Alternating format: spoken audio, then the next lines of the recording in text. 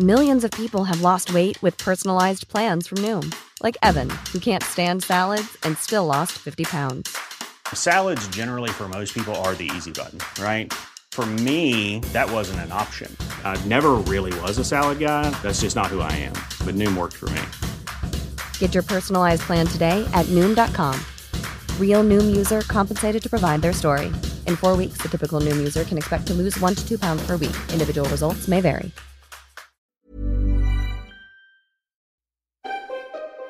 A few years ago, Lidar Sapir-Chen, a zooarchaeologist from Tel Aviv University, got a call from two of her colleagues, Josiel and Ortal Khalaf. They were in the middle of a dig in Jerusalem's city of David and had just made an unusual find. I think they sent me a picture and I said, okay, this small animal is a pig. So excavate it carefully and we want to see exactly how it was positioned when it died and what happened to it, and don't just take out the bones. Following her instructions, they carefully unearthed a complete skeleton of a young piglet who 2,700 years ago was in the wrong place at the wrong time. The ceiling fell on it and it was caught between the vessels on the floor. Do you happen to have that pig here? Yeah, I have it here. Can I see? Yeah, sure.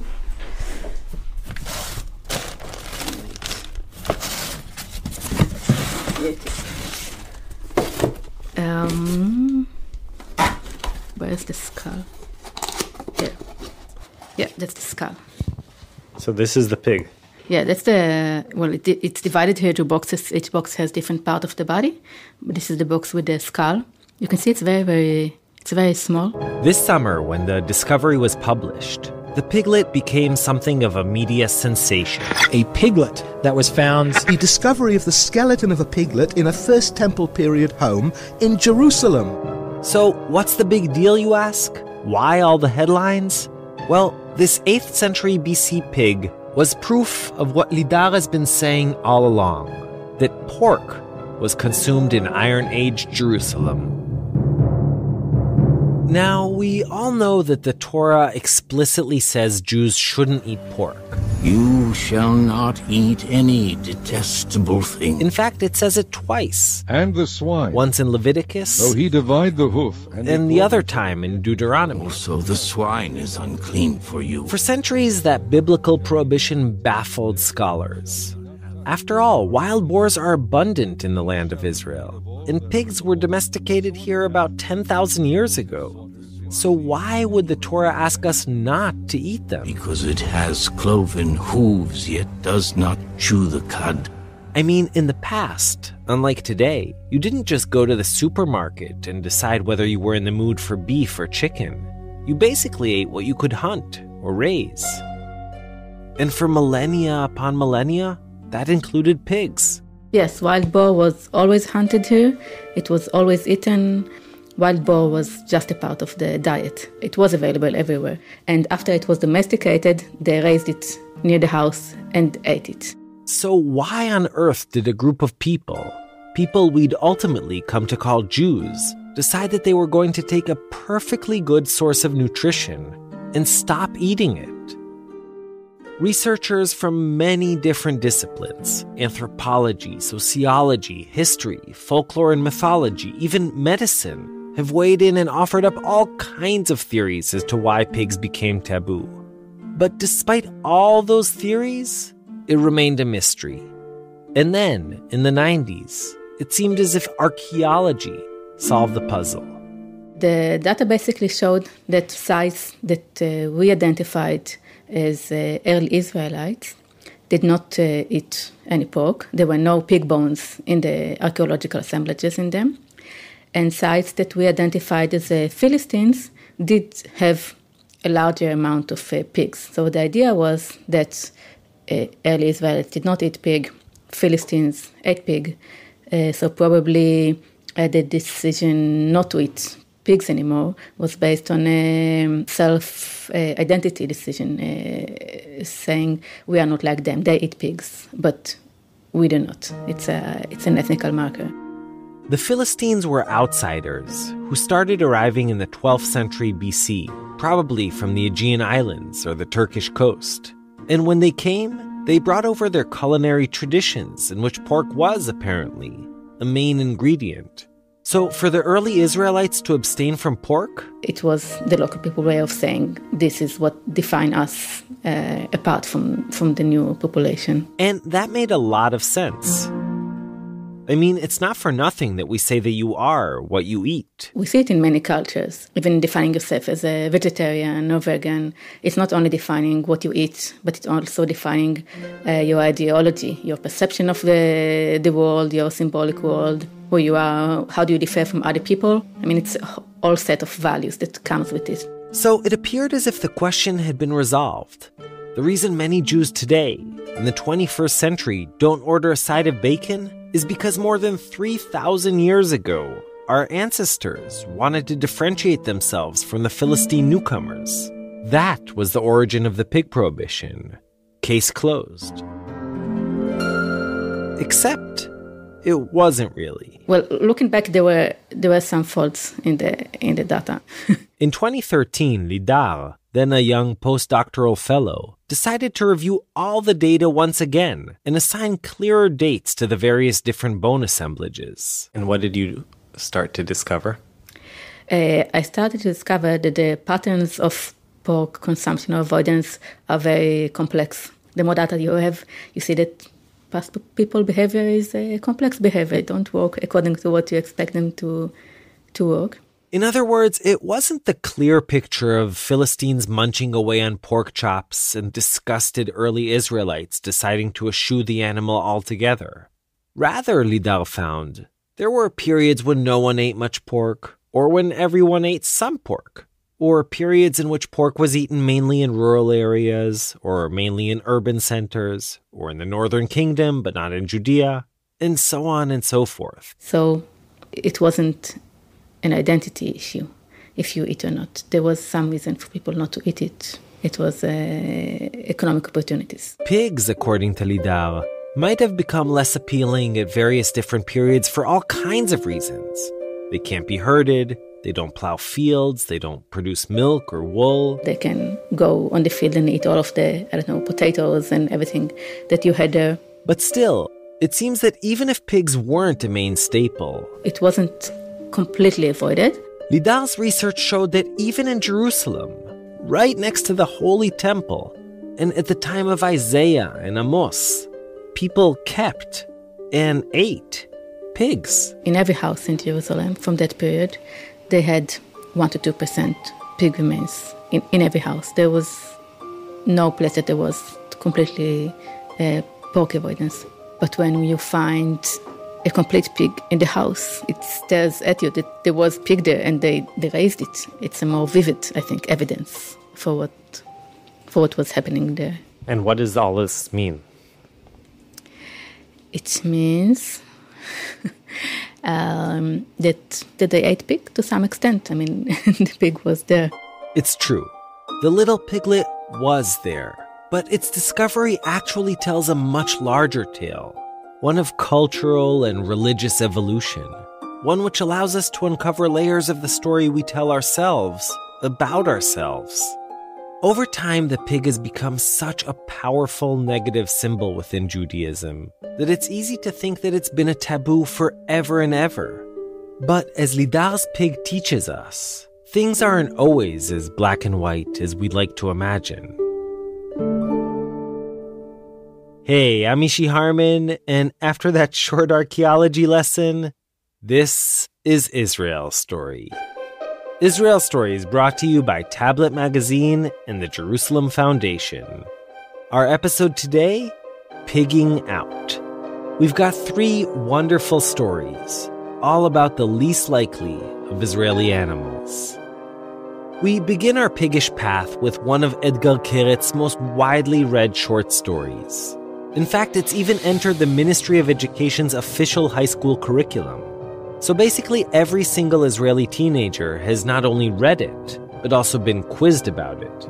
All you have to do, however, is listen.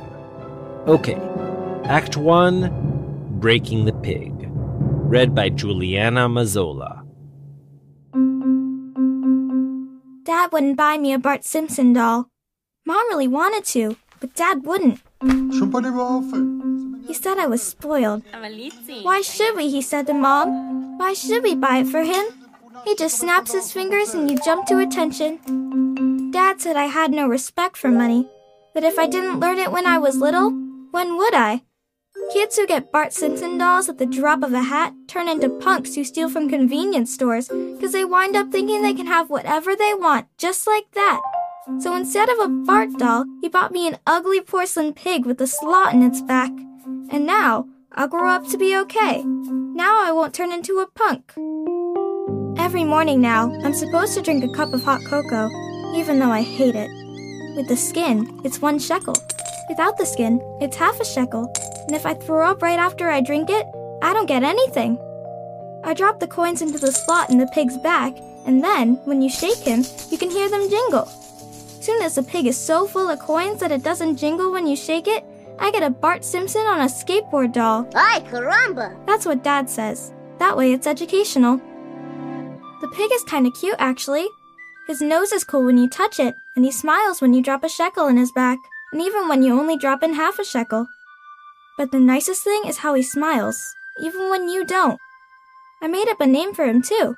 I call him Margolis, same as the man who used to live in our mailbox and my dad couldn't get the sticker off. Margolis isn't like my other toys. He's much more easygoing, without bulbs or springs or batteries that leak inside. You just have to make sure he doesn't jump off the table. Margolis, be careful. You're made of porcelain, I remind him, when I spot him bending over a little and looking down at the floor.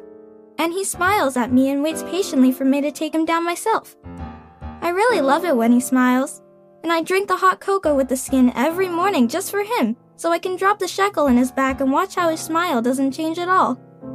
I love you, Margolis, I tell him then. Honest, I love you more than Mom and Dad.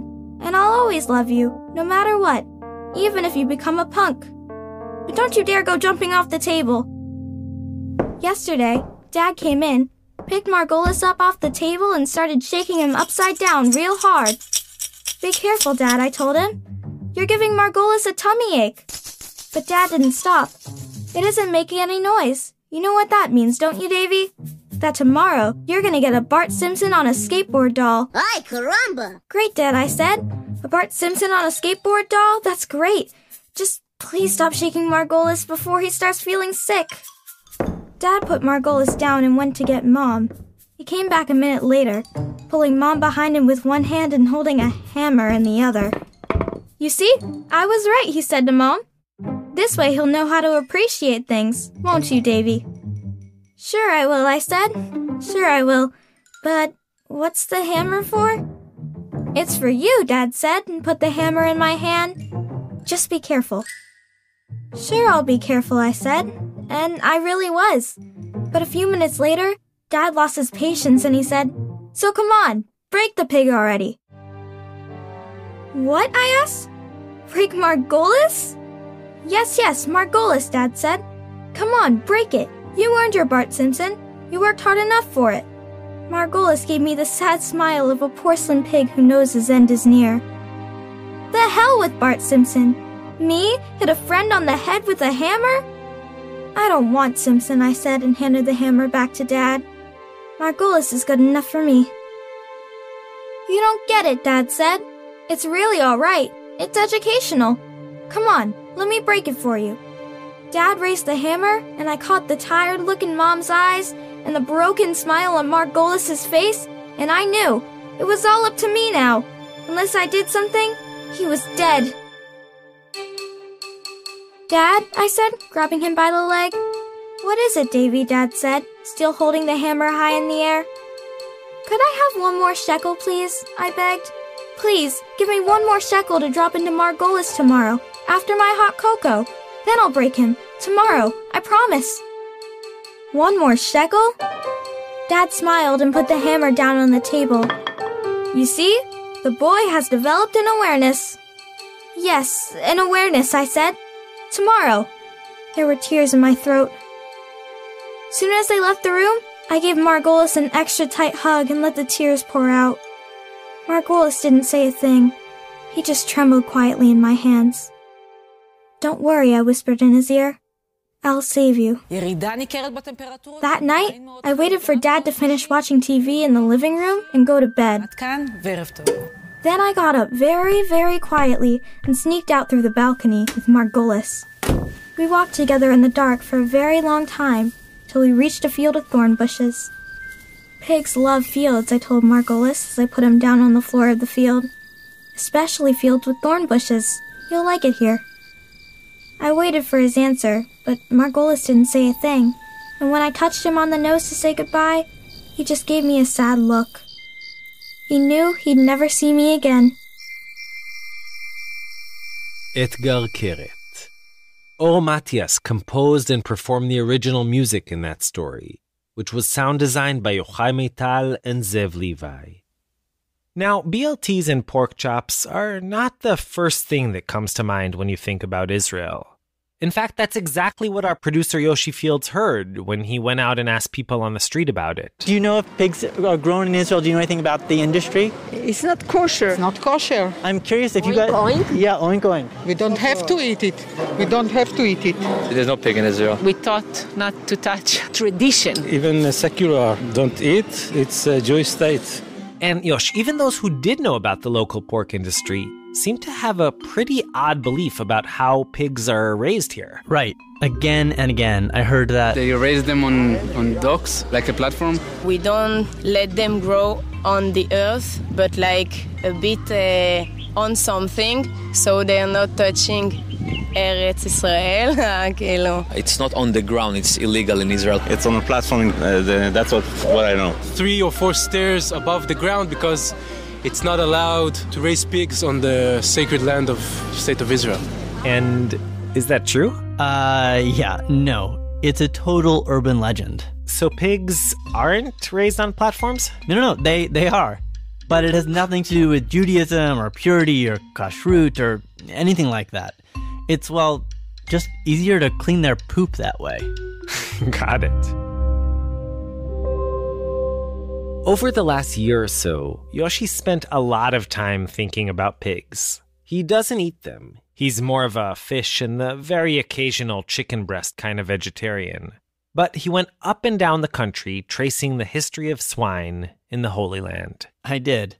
And the strange thing is that the more you look into the story of pigs in Israel, the less you end up talking about the pig itself. What do you mean? Well, the ongoing battle, yes pork, no pork, it's mostly symbolic. It's really a battle over the identity of the country. Is it democratic? Is it Jewish? Both? Neither? And these questions have shifted over time as Israel has grown from a fledgling nation to what it is today. Like it or not, the pig and the story of Israel are actually intricately tied. My fascination with pigs all started when I found out about this kibbutz in the middle of the Jezreel Valley, Kibbutz Mizra. And that, dear listeners, is where our story begins. Here's Yoshi Fields with Act 2, A Zionist Pig. In that house, I did 3rd to 6th grade. So you lived in all of these houses? I played, we went. I lived in a paradise, but everything was provided. Dining hall always gave you enough good food. We used to have a lot of parties, especially on the big holidays. We climbed on the mountains there. Everything was free. Pioneers in a lot of ways. Yes, pioneers. That's Yosef Hadar, a proud member of Kibbutz Mizra. Born and bred. The kibbutz is located in northern Israel, between Afula and Nazareth. If you close your eyes and imagine a kibbutz, the sprawling agricultural fields, the smell of cow manure in the air, tractors and golf carts rolling past, that's Mizra. Nobody seems to be in a rush. And Yosef is a case in point. I met him for what I expected to be a quick tour. This little house used to be a shoemaker. We used to have our shoes. My mother carrying a big challah going from the old dining hall. The silo here has been made into an optometrist place. But turned out to be an almost 2-hour-long stroll down memory lane. This used to be the road. Then they put this new road. And he talked nostalgically about the socialist roots of the kibbutz. From the beginning, the kibbutz shared everything. A woman got a dress from her parents in Poland, it became everyone's dress. I mean, I was told that even underwear was shared. Mizra was established in 1923 by Polish and Russian immigrants. And despite limited resources, and, well, undergarments. They transformed what was mostly swampland into a livable settlement and profitable enterprise. People came here and said, I'm going to be a new kind of Jew. And I'm going to do things that Jews never did. I'm going to work in the fields. That's Chen Shalach, whom I met in front of the dining hall. He's a second-generation Mizran, clean-shaven, with short brown hair and thin metal-rimmed glasses. When I see pictures of my grandparents from Warsaw, the few pictures that were left, very religious and not very modern, they seem to me like another kind of person.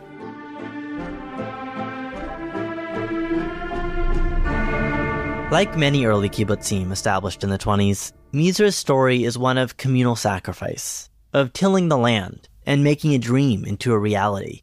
It's basically the typical kibbutz tale, except, that is, for one thing.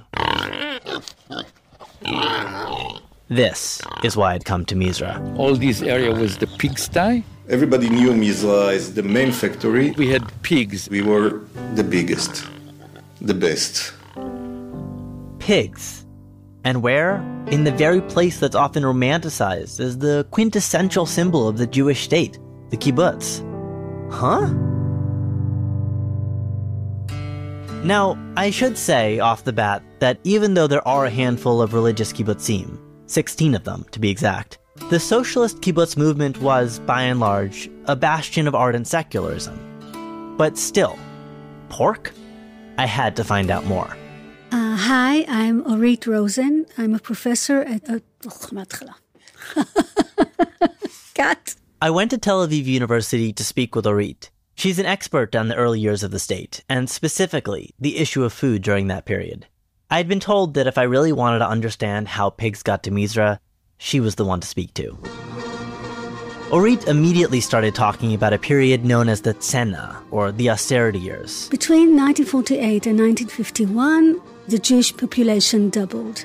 Around 700,000 new immigrants landed in Israel. And as a result, food was getting scarce. Every 3 minutes, one new person comes into the country. Every 3 minutes, the simple matter of food becomes more serious. The government implemented a ration system. 3 eggs per week, 1 pound of sugar a month, 3 ounces of margarine a week. Instead of fresh eggs, there was... egg powder, not tasty. Rice was scarce. And the fish? Frozen, not nice. Most of all, however, people craved meat. No meat today. How will all these people be fed? Can they be fed? So pigs were an answer to this? Okay, so it's a good solution, first of all, because it's easy to grow. And they grow very, very quickly. See, unlike a cow, which typically has a single calf in 9 months, sows are pregnant for less than 4 months and give birth to around 10 piglets at a time. Pigs could, therefore, potentially feed a lot of people and fast. And that's what compelled one man on one kibbutz to spring into action. The kibbutz, of course, was Mizra, and the man was a 5-foot-tall farmer by the name of Yaakov Rabin. He was a man of humor with a lot of Jewish culture. Our story begins in 1955, when a large crate was delivered to Mizra. The contents, a pregnant sow. Part 1, a Jewish pork startup. Yaakov, the man waiting for the sow, had immigrated to Palestine more than 2 decades earlier, in 1933. He had actually grown up in a religious family from Lithuania. But above all, he was a huge Zionist. Yaakov died in 1986, but I spoke to his son, Dudi Rabin, who still lives in Mizra. He told me that, ironically perhaps, it was Yaakov's Zionism that made him into a pig farmer. Pig sounds to some Jews like something terrible, but he saw this as a Zionist act. It was part of his Zionist vision. According to Yaakov, the Zionist idea was to be one nation amongst all other nations, to take a dispersed and confused people with all its troubles and problems and turn it into a people like any other. Like many other early pioneers, Yaakov believed in creating a new Jew, A stronger, more modern Jew who stepped out of the cheder or yeshiva and stepped onto the field, who left past persecutions and pogroms and the Holocaust behind, and shed many old world traditions. And if pigs could help that goal, if pigs could help the country, then pigs it was. He thought to himself, I have to distinguish or separate between faith or religion and the needs of the hour. And that's how Yaakov Rabin of Kibbutz Mizra became a self-appointed savior. He wanted to make sure that the country can feed the people that live in it, to give them food. Like any good old-school kibbutznik, Yaakov was determined. After that first sow arrived, he bought some more pigs and converted an old cowshed into a proper pigsty.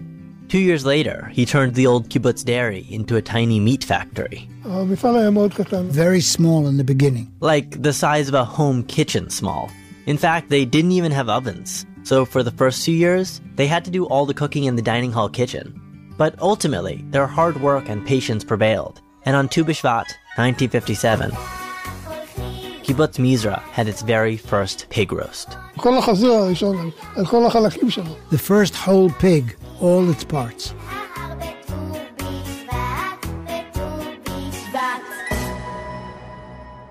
Mizra wasn't the only kibbutz to delve into the world of pig farming, but it was the first with a factory, even if it was tiny. And it quickly became the country's biggest producer of pork. And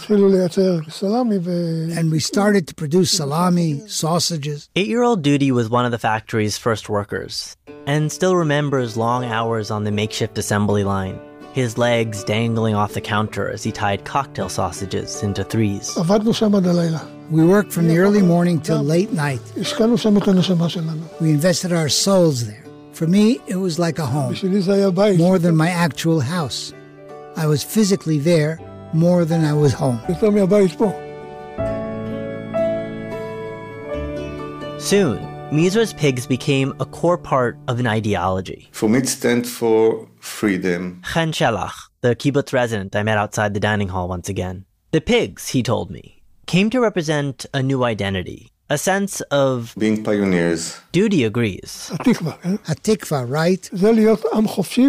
To be a free people in our own land. But their principles and efforts notwithstanding, Mizra members didn't know if their illicit activity would pay off, if anyone in Israel would, excuse the pun, bite. They anxiously waited to see what would happen when their taboo meat hit the market. But when it did, it became very popular. They used to sell it inside a pita with tahini and some tomatoes. That's Ronit Vered, a food journalist for the Israeli daily Haaretz. Well, in the 50s they didn't have a lot of restaurants, of course, because of the austerity and because of the poor economical conditions. But they used to sell it at a lot of these steak places that were located at gas stations. Steakia was like one of the most well-known establishments of food.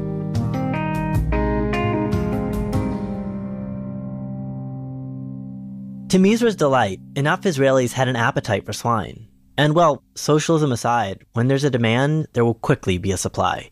Before long, many other kibbutzim, as well as private farms, wanted in on the action.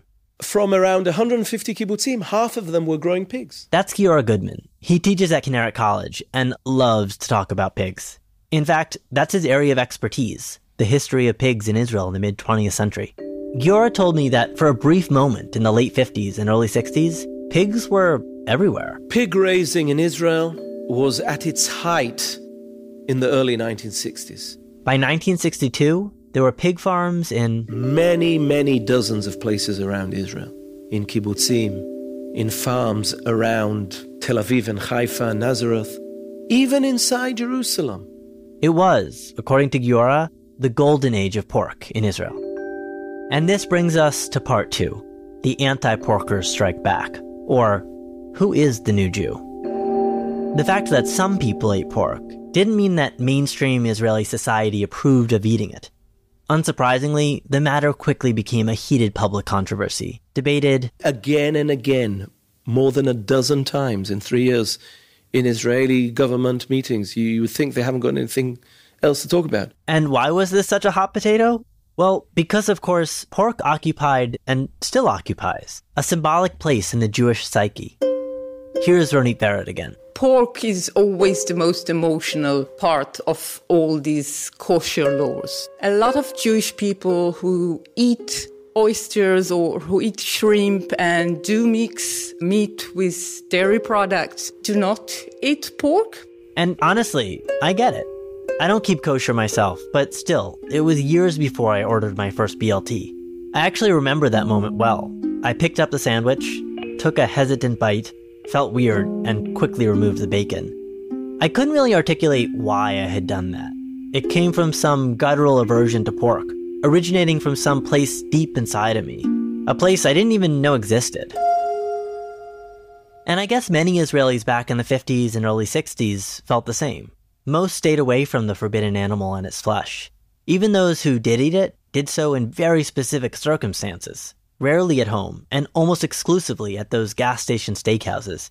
And even there, people used code when ordering, asking for basar levan, or white meat. This charade played out on the national stage as well. While the pig industry was growing, most wanted to hide any and all traces of its very existence. It's like a secret history. At the time, Israel was proudly broadcasting all its achievements. Tobacco, curing in the friendly sun, in new tires ready to roll. If you look at the newspaper articles or the films, documentary films, newsreels, you'll see how the camera describes every agricultural product. The food industry is the biggest. And here the cattle, and here's how we grow peaches and all that. 50,000 cases of the finest Jaffa oranges. Candy is one of the products exported to the United States. Everything except one animal. Pigs. And if you ask Yora, this exclusion, this active hiding of pioneering pig farmers like Yaakov Rabin was completely intentional. These people could move mountains. These are the people that if it wouldn't have been pigs, everybody would have been proud. But basically, no one in the leadership, not the secular, not the traditional, and definitely not the religious, was proud. The religious establishment was obviously against the presence of pork in Israel and wanted it banned altogether. For them, a Jewish state meant a state that followed central tenets of halakha, religious Jewish law. On the right, Menachem Begin, who would later become Israel's prime minister, told the Knesset that the issue of pork was an existential national threat. He recounted with horror how, as a 10-year-old boy in Belarus, he fought with non-Jewish children who tried to force him to eat pork at school, and concluded that, quote, pigs should never be raised in the state of Israel. He even called Jewish pig farmers, people like the socialists of Mizra, greedy and money-hungry.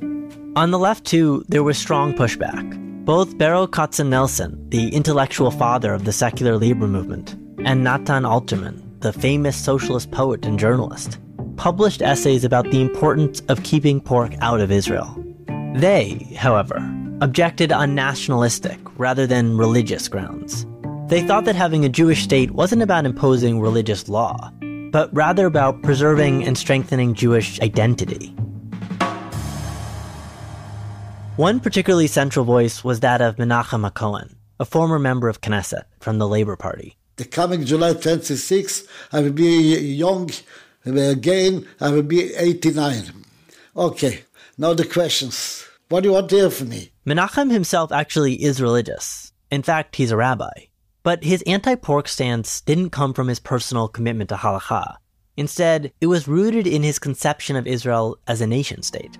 The Jewish state has to have some symbols, some frame what it makes the Jewish state. Menachem's political activism days are now long behind him. But since he was an important player in the parliamentary battles over pork, I went to visit him in his office in Jerusalem. The walls are covered with framed black and white photos. You see this man? Ben-Gurion? Yeah. In one, he's chatting with Ben-Gurion. In another, he's sitting next to Yitzhak Rabin. I think I have it here. He shuffles through some papers on his desk and pulls out a speech on pigs he gave in the Knesset. Yes, here it is.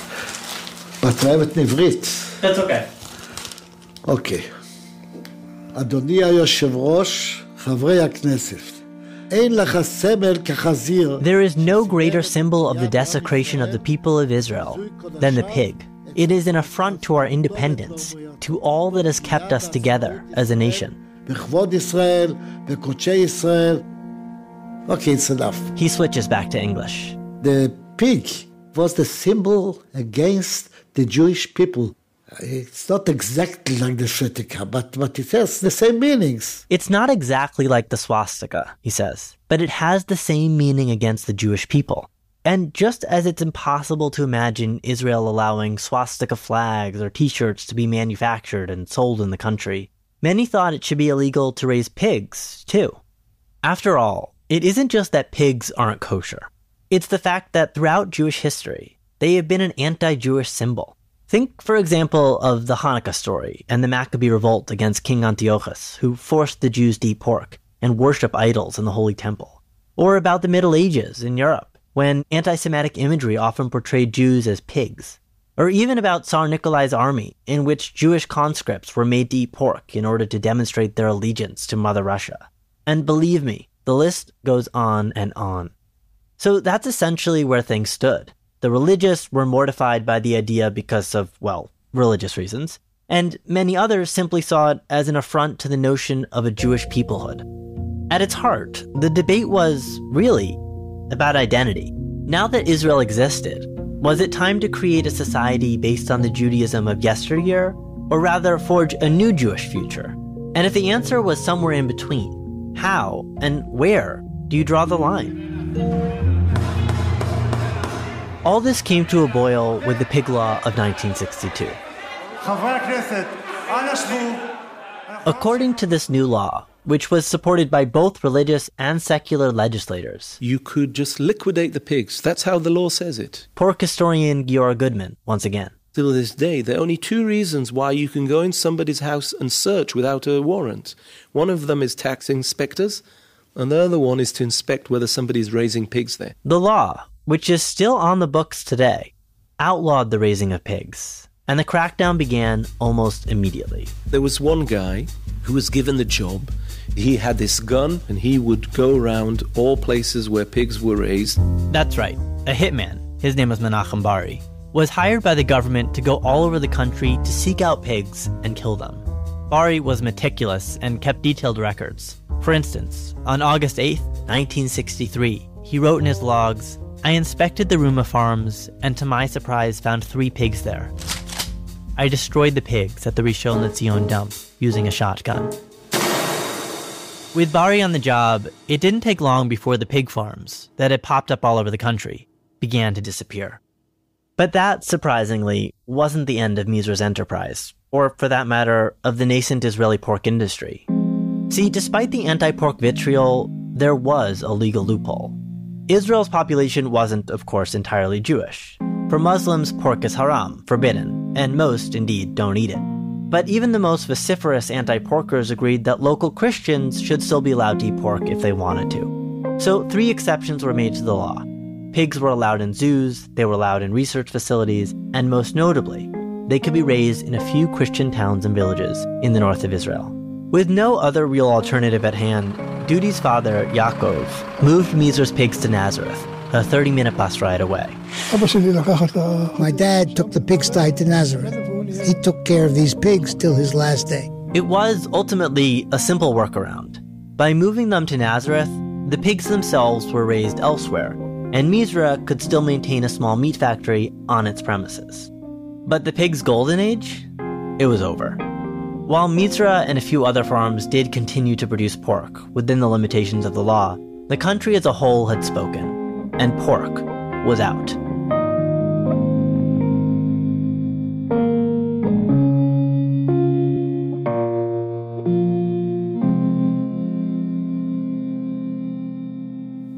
Most Israelis, to this day, have never seen a live pig.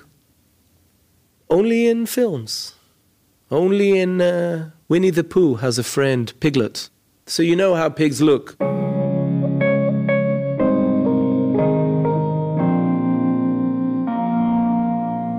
And then things got even worse for Mizra. Part 3. My plate, my business. In 1977, for the first time in its history, the Labour Party lost power. Menachem Begin's right-wing government was now at the helm. In 1984, Shas, a new ultra-Orthodox Sephardic party, appeared on the scene. And Agudat Yisrael and Degel HaTorah, the Ashkenazi ultra-Orthodox parties that had for decades been on the political periphery, gradually became central players. So it was just a matter of time before religious clashes erupted.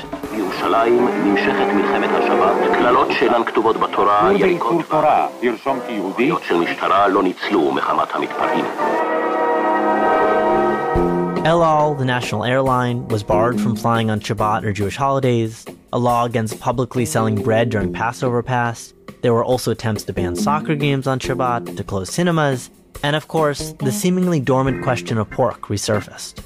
With greater political power than ever before, religious legislators sought to close any and all loopholes that allowed the forbidden animal to be grown in the Holy Land. In 1985, a group of politicians, supported by Prime Minister Shimon Peres, sought to amend and expand the 1962 law by making it absolutely illegal to sell and distribute pork in Israel. This is a Jewish state. There are laws, not many, that are related to Israel as a Jewish state, not to Israel as a democracy, and I support them. The pig is an impure thing in Judaism. That should be implemented as law. That's Igal Bibi. Igal is a politician who served as a member of Knesset for the Mafdal, the religious national party. So the question is, what do we abide by? Judaism or democracy? And do you think Judaism? Of course. Because we are the state of the Jewish people. To be fair, he wasn't advocating for a theocracy. He believes in a democratic state. He just thinks that doesn't mean that everyone can do whatever they want all the time. Even democracies, he told me, have rules that limit people in different ways. And he's obviously right. Even if you're a nudist, for instance, you can't just walk down the street without any clothes on. So as far as he and many other politicians were concerned, a pork prohibition was simply another one of those limitations. A necessary limitation, in fact. It's a bigger issue even than security. A person who has lost their Judaism, it's not just that he isn't Jewish, but it's also that his children and grandchildren and great-grandchildren aren't Jewish. So, okay pig, no pig. The most important thing is to save the Jewish people from assimilation. But many Israelis saw this as religious coercion. A vigorous secular lobby quickly emerged. Not eating pork, I hope, it's not the symbol of being a Jew. Avraham Porez, one of the founders of the Shinui party. We should have a country that there's freedom of religion, and somebody that wants pork, let him have it. If somebody wants to drive on Shabbat, let him have it. If you want to eat on Yom Kippur, or you want to eat bagels on Passover, it's freedom. In an interesting development, many secular folks who had previously objected to pork for cultural or sentimental reasons began viewing it as a matter of civil liberty. It's not that they suddenly started stuffing their mouths with pigs in a blanket, but they did go out to the streets to fight for the right to do so, if they so pleased. I really went to bat on this one. That's Naomi Chazan, an academic and political activist who would go on to serve as a member of Knesset for the left-wing Meretz party. I keep a kosher house, 2 sets of dishes, even 2 sinks. I change dishes on Pesach, etc. I really am not a pork eater at all. Nevertheless, when attempts to expand the pig law were put forth, she was enraged. It hit me that it may very well be a very important issue of human rights, because essentially such a law says we can determine what you will eat and what you will not eat, what can be on your plate and what cannot. And this kind of incursion into the most simple daily act of eating because of the beliefs of others is such a violation of freedom of religion and freedom from religion. People like Naomi packed the streets. They carried signs with slogans like, "I'm afraid of a Haredi state," and "Today the pig, tomorrow you." Some even brought pigs on a leash, claiming it was their democratic right to have them. Folks from Kibbutz Mizra, like Chen, were obviously on the front lines. All the kibbutz was involved in it, taking the buses and going to Jerusalem, to the Knesset. It's very clear who is the good guys, we are, and who are the bad guys, the religious. And as all of this was reaching yet another boiling point, history stepped in. In Moscow, the hammer and sickle is lowered for the last time. When the expected million Soviets are finally here, Russian will be Israel's second language. Our final chapter, Capitalism Saves the Day. Sort of. In 1989, the USSR opened its borders, and shortly thereafter, more than 1 million Jewish immigrants started pouring into Israel, in what became known as the Great Russian Aliyah. Many of them, like Anna, whom I met outside a non-kosher deli in Jerusalem, were pork eaters. In Ukraine, I ate everything. Pork too. When I came to Israel, I ate all types of food, including pork. Decades of crackdowns on Jewish observance under communism had made finding kosher meat in the USSR a difficult task. Over time, pork had slowly crept into the menu and had, for many Soviet Jews, become an integrated food. Their arrival in Israel was a watershed moment. Seemingly overnight, the makeup of the country changed, and with it, social and dietary norms. In 1996, Israel Ba'aliyah, a Russian immigrant party led by Natan Sharansky, gained 7 seats in the parliament and joined the coalition. So while Knesset members like Yigal Bibi would continue to fight against pork, the demographic shift basically put an end to the possibility of outlawing it for good. Once again, just like in the late 50s, the heightened demand meant one thing and one thing only: greater opportunities to supply. Small pork producers like Kobi Treibich came onto the scene. In the market, suddenly all you heard was Russian, and tons of people. I said, hold on, there's an opportunity here. In 1989, Kobi took over his dad's butcher shop in Tel Aviv.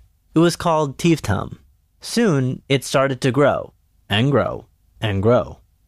Over at Mizra, on the other hand, business was actually shrinking. See, Mizra had decided, back in the 70s, that their best route to survival would be to focus on expensive, high-end pork products.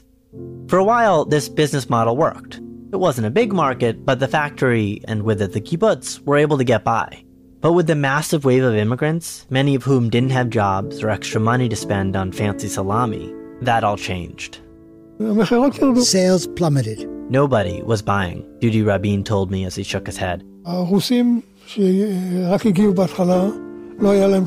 Russians that arrived at the beginning didn't have any money. They were looking for different things. Kobi Treibich was selling everything. Kobi's cheaper, lower quality pork was all the rage among the new immigrants. Mizra was, essentially, priced out of the market. In 2006, they decided they had no choice but to sell their factory. The buyer? Kobi's Tivtam. Capitalism, as it turns out, was the final nail in Mizra's coffin. It was a difficult moment for the kibbutz, and for Dudi in particular. More than angry, I felt hurt. As he saw it, it wasn't just the end of the kibbutz factory. It was the end of a Zionist dream. Half a century earlier, his dad had brought that first pregnant sow to Mizra.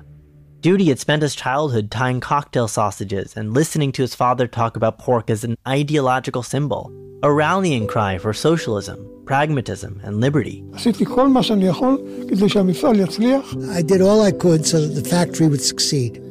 It stood for freedom. But today people don't have those Zionist values.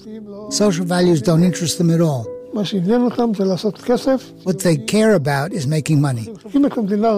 This country was built on an idea that in order to survive, one needs to be united, to get together. Today, it's just competition. And in that competition, Mizra was the clear loser. Tivtam became the biggest pork seller in the country. Today, they are the 7th largest supermarket chain in Israel, with 41 locations. And Kobi, the new face of pork, didn't talk about the new Jew, secular values, or religious freedom. For him, it was all just business. While the fight over Israel's religious identity continues, the pork battles of years past seem to have subsided. A delicate status quo has emerged. Pork is sold in more and more establishments, but is still largely out of sight, at least publicly. In fact, most pig farmers around the country didn't even want to talk to me for fear of unnecessarily rocking the boat. Though Mizra no longer raises or sells pigs, it does keep a small, snorting reminder of its porcine past. So, Berber? Berber and Barbara. Kibbutz members and visitors feed them and coo over them, but they are no more than pets whose purpose is to delight young children. Children who are increasingly oblivious to anything the pigs once stood for.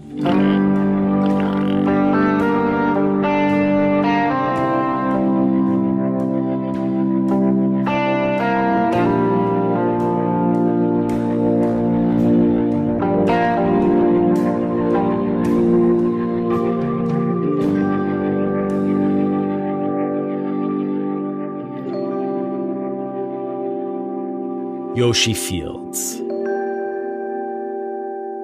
Thanks to Chen Shelach for allowing us to use excerpts from his 2016 documentary film, Praise the Lard. We'll be right back. Millions of people have lost weight with personalized plans from Noom. Like Evan, who can't stand salads and still lost 50 pounds. Salads generally for most people are the easy button, right? For me, that wasn't an option. I never really was a salad guy. That's just not who I am. But Noom worked for me. Get your personalized plan today at Noom.com. Real Noom user compensated to provide their story. In 4 weeks, the typical Noom user can expect to lose 1 to 2 pounds per week. Individual results may vary. And now, back to our episode. Before the break, we heard how, over the decades, pigs meant different things to different Israelis. A promise of a new and pragmatic Zionism, a threat to our national identity, an emblem of religious liberty, a prime example of menacing assimilation, a secular badge of honor, and for the folks of Kibbutz Mizra, the epitome of the struggle between a socialist Israel and a capitalist one. But not that far from Mizra, in Haifa, pigs, or rather wild boars, stand for something else altogether.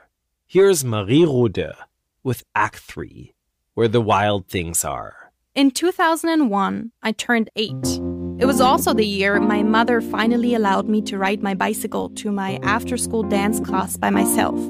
I was, she told me with a warm smile, a big girl now. The dance studio was a 7-minute bike ride from our home in the north of Berlin. 7 minutes. But a big chunk of that ride was through the Tegler Forst, a thick, dark forest. And everyone knew that the Tegler Forst was home to a monster. On a cold November afternoon, as the sun was setting and the forest was becoming even darker than usual, I entered the woods. First, I heard a crackle, then a deep grunt. I looked over my shoulder and froze. The monster was right behind me, darting toward me at full speed. I felt the wind whipping against my face as I pedaled as hard and as fast as I possibly could. My lungs were burning, my palms sweating. I was able to gain some lead, but I didn't think I could keep it up much longer. I was sure the monster was about to overtake me.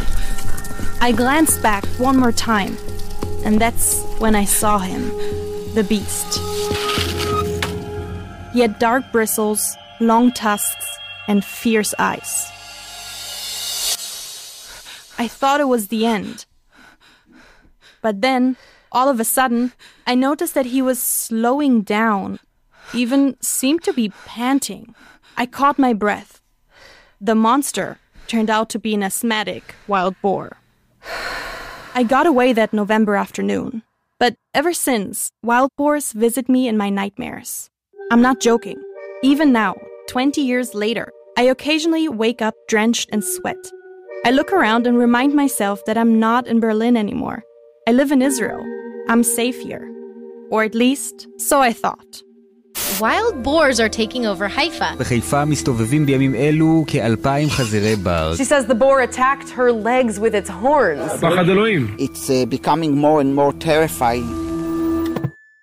Since the start of the pandemic, Haifa has been under attack. There have been countless reports of wild boars roaming freely around town. For many Israelis, this was funny or curious or even cute. But for me, it was horrifying. My biggest fear had come true. The monster was back in my life. This time, however, I decided I wasn't going to just speed off. This time, I was going to face my fears head on. You can call it DIY exposure therapy, call it foolishness, call it whatever you want. But I was determined. I was going to confront my demon and look the beast straight in the eye. I packed a bag, threw in some extra batteries for my recording gear, and set out into the city where the vicious creature rules. But bravery has its limits.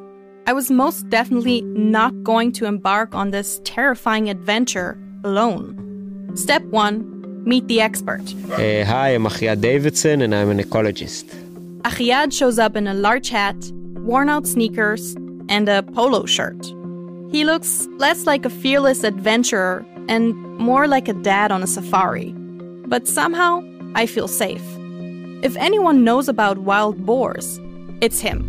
I just finished my PhD about wild boars in Haifa and the Carmel City, which I researched in the past 6 years. We start our search in Haifa's Carmelia neighborhood. Carmelia neighborhood is the neighborhood with the most sightings and reports of wild boars in Haifa. I feel a rush of adrenaline go through my body. In Haifa, there's on average 50-40 encounters of humans and wild boars per day. 40 or 50 encounters per day. This is actually going to happen. I'm going to meet the beast. My voice starts to shake. I can feel cold sweat on my lower back. I try to calm down. After all, I'm here with an expert. He'll know what to do. And just for the case we encounter wild boars today and they would attack us, what would we need to do? I don't know. Oh boy. Climb on a tree or just stand on your legs and shout, like ah, or run. Or run.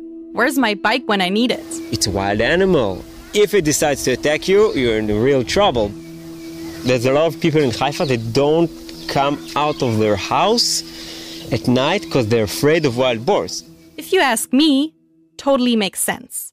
I gulp, and Achiad notices. He quickly promises that wild boar attacks are extremely rare. But still, as we walk around, I move into step 2 of my exposure therapy. Know thine enemy. I ask Achiad a million questions about boars, but they're all really getting at the same thing. How on earth did we get to the point that these menacing 300-pound beasts rule the roost? For starters, he tells me, this is their natural habitat. They were first here. We built the cities where they lived. Haifa was built on the slope of the Carmel mountain. There are dozens of ravines, or wadis, running through the city. And those wadis are, and have been for millennia, wild boar territory.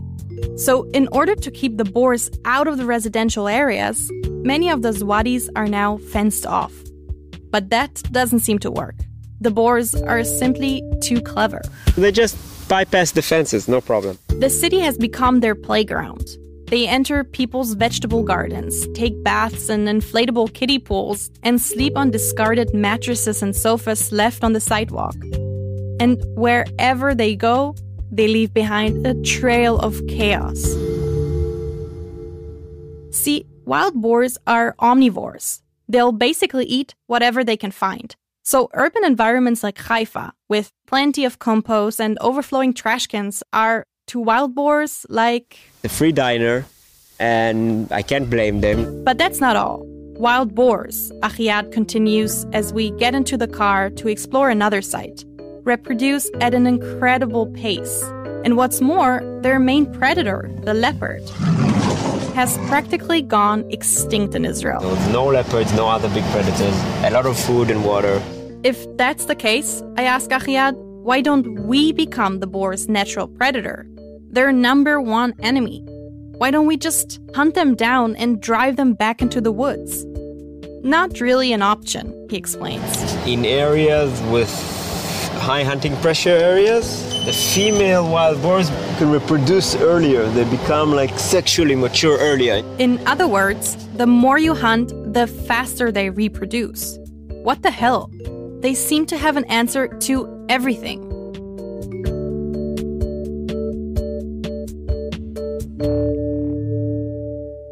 Let's go and see. We get out of the car and walk over to what's called in Hebrew a tzvardea, a massive green dumpster. It has a heavy chain which is tied to a metal pole, a safety precaution against boars going inside and flipping it over. Elsewhere in the city, bins are placed in little shelters with grates or gates. But once again, the boars have the upper hand. They learn how to open the gate and take out the bin. You gotta be kidding. Yeah, it's the 21st century, but we can't find a solution for wild boars. It's crazy. Everywhere we look, there are signs of the monsters. And yet, despite Achiad's expertise, we still haven't spotted the beast itself. I can't decide whether I'm relieved or disappointed. Then, as we jump over a fence and descend into one of the wadis, Achiad suddenly pauses. I tense up. He points to the leafy ground, and I mentally prepare for step 3 of my exposure therapy, the encounter. You see, this is like a trail of wild boars. This is wild boar feces. Here's another feces. My heart starts racing. Wild boar feces? We must be close. I try to hide my fear, and instead put on my investigative reporter's hat. And how do you know that this is not dog poop? How do you know? Because it's like dried figs. So if you look here, you see... Long story short, it looks different. Having learned more than I ever thought I'd know about boar poop, we follow a few more leads and trails till Achiad once again points to the ground. This time, footprints. You see the ground here. There's a party here every night. They just go through all of the gardens, eat everything they can find. We hide out in the brush and wait. It's hot, and there's seemingly endless mosquitoes. I think I'm getting eaten by mosquitoes. Yeah, me too. But we're committed. With every crackling sound, every rustling noise, I turn around, fully expecting to meet the enemy. Nothing. Although I've spent the entire day on edge, I'm now surprisingly let down. Achiad comforts me. It's a wild animal, you can't invite them. A few hours later, and with the boars nowhere in sight, we decide to call it quits. My DIY exposure therapy was officially a failure. And what's worse, in the days and weeks that follow, everybody around me seems to come across the animal. I get constant texts and calls from friends and colleagues who share accounts of their harrowing encounters with boars. Marie, you're not going to believe this, but I actually just saw a bunch of boars running across. And all of a sudden, out of the trees comes this enormous wild boar and dashes the other way, sprints, okay? I wasn't even looking for them, but made me think of you. I read up on exposure therapy online. Actual exposure therapy, which it turns out is way more sophisticated and elaborate than my miserable attempt. On anxietycanada.com, it says in bold letters, be patient and take your time. And the more often you practice, the faster the fear will fade. So let this be a warning to the boars of Haifa. Step 4 of my exposure therapy, I'll be back.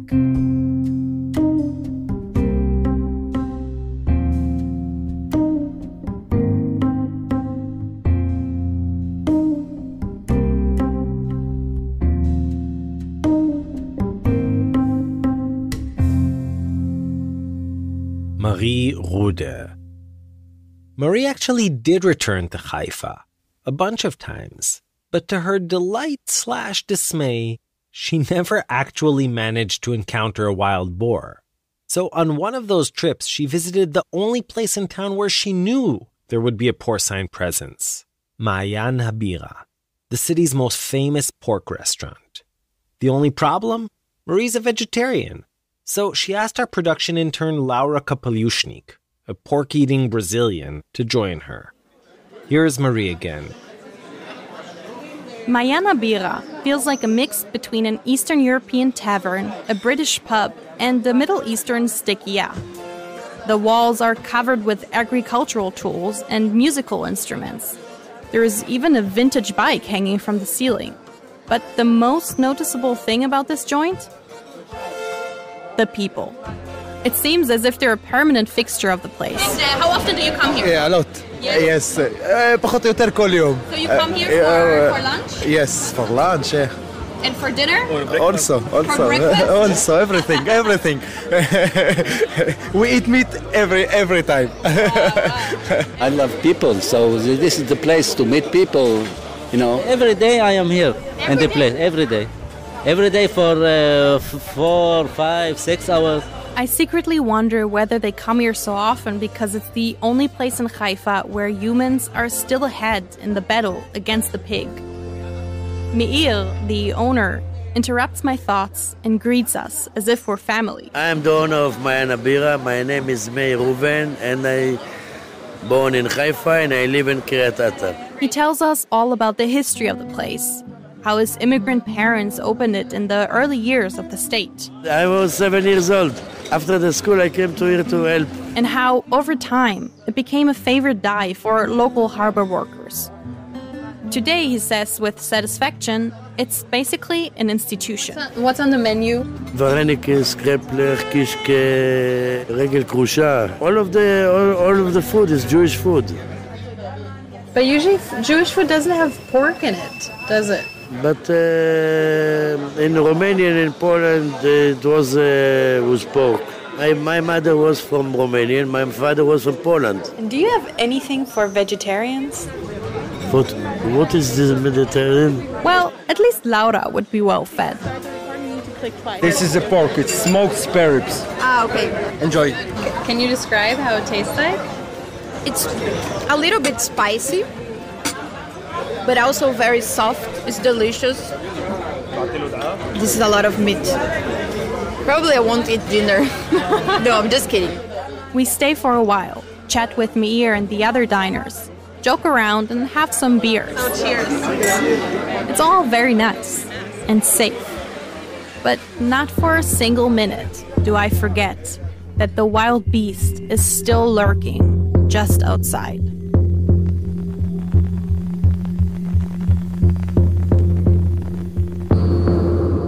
Zev Levi scored and sound designed this episode, with music from Blue Dot Sessions.